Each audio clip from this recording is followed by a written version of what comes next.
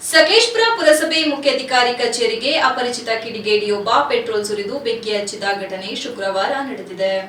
ಬಾಟಲ್ನಲ್ಲಿ petrol ತಂದು ಮುಖ್ಯಾಧಿಕಾರಿ ಮಹೇಶ್ವರಪ್ಪ ಅವರ ಚೇಂಬರ್ಗೆ ಸುರಿದು ಬೆಂಕಿ ಹಾಕಿದ ಪರಿಣಾಮವಾಗಿ ಕಚೇರಿಯಲ್ಲಿದ್ದ ದಾಖಲೆಗಳ ಕೆಲವು ಭಾಗ ಬೆಂಕಿಗಾಹುತಿಯಾಗಿವೆ. ಘಟನೆಯ ಸಮಯದಲ್ಲಿ ಮುಖ್ಯಾಧಿಕಾರಿ ಮಹೇಶ್ವರಪ್ಪ ಪುರಸಭಾ ಸದಸ್ಯರೊಂದಿಗೆ ಗೋವಾ ಪ್ರವಾಸದಲ್ಲಿದ್ದರು. ಕಚೇರಿಯಲ್ಲಿ ಯಾರೂ ಇಲ್ಲದ ವೇಳೆ ಹಿಂಬದಿಯಿಂದ ನುಗ್ಗಿದ ದುಷ್ಕರ್ಮಿ ಕಿಟಕಿಯಿಂದ ಬೆಂಕಿ ಹಚ್ಚಿ ಪರಾರಿಯಾಗಿದ್ದಾನೆ ಎಂದು ಶಂಕಿಸಲಾಗಿದೆ. ಮುಖ್ಯಾಧಿಕಾರಿ ಚೇಂಬರ್ನಲ್ಲಿ ಯಾರೂ ಇಲ್ಲದ ಕಾರಣದಿಂದ ಭಾರೀ ಅನಾಹುತ ತಪ್ಪಿದೆ. ವ್ಯಾಪಾರ ಪರವಾನಗಿ ನೀಡದಿರುವ ದ್ವೇಷದಿಂದಲೇ ಈ ಕೃತ್ಯ ನಡೆದಿರಬಹುದೆಂಬ ಶಂಕೆ ವ್ಯಕ್ತವಾಗಿದೆ.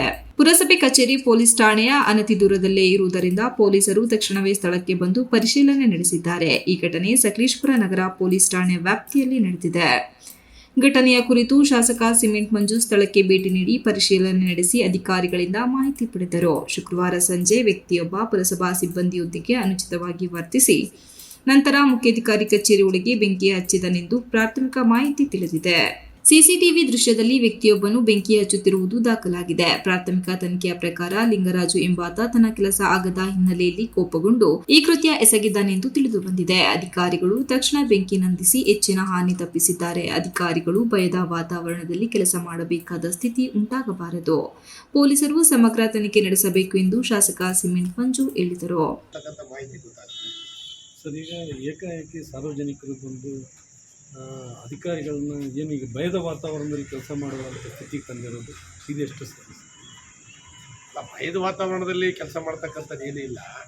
ಈಗ ಅವ್ನು ಯಾಕೆ ಈ ರೀತಿ ಆಗಿದ್ದಾರೆ, ಮೆಂಟಲಿನ ಏನು ಅಂತಕ್ಕಂಥ ನಮಗೂ ಕೂಡ ಗೊತ್ತಾಗ್ತಾರೆ. ಏನು ಅಂತೇಳಿ ಅವ್ನು ಸಿಕ್ಕಿದ ಮೇಲೆ ಅವನ ಬಗ್ಗೆ ಅವನು ಎನ್ಕ್ವೈರಿ ಮಾಡಿದ ಮೇಲೆ ಗೊತ್ತಾಗುತ್ತೆ ಏನು ಅಂತೇಳಿ. ಇದು ಫಸ್ಟು, ಇದು ಹಿಂದೆ ಯಾವತ್ತೂ ಕೂಡ ಈ ರೀತಿ ಆಗಿಲ್ಲ.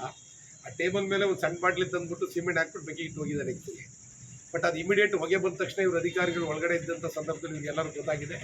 ಇಮಿಡಿಯೇಟ್ ಹೋಗಿ ಅದನ್ನು ಮ್ಯಾಟ್ ಹಾಕ್ಬಿಟ್ಟು ಆರಿಸ್ತಕ್ಕಂಥ ಕೆಲಸ ಮಾಡಿದ್ದಾನೆ. ಬಟ್ ಅವ್ನು ಯಾವುದಕ್ಕೋಸ್ಕರ ಮಾಡಿದ್ದಾನೆ, ಅವನ ಉದ್ದೇಶ ಏನು ಅಂತಕ್ಕಂಥದ್ದು ಇನ್ನೂ ಸ್ಪಷ್ಟವಾಗಿ ಗೊತ್ತಾಗಿಲ್ಲ. ಗೊತ್ತಾದ್ಮೇಲೆ ಅದ್ರ ಬಗ್ಗೆ ಮಾತಾಡ್ತೀವಿ. ಪುರಸಭೆ ಅಧಿಕಾರಿಗಳು ಪೊಲೀಸರಿಗೆ ದೂರು ನೀಡಿದ್ದು ಸಿಸಿಟಿವಿ ಆಧಾರದ ಮೇಲೆ ತನಿಖೆ ಮುಂದುವರೆದಿದೆ ಎಂದು ತಿಳಿಸಿದರು. MB Umesh, TV 46 news Kannada, Sakleshpur. You are watching TV 46 News Kannada.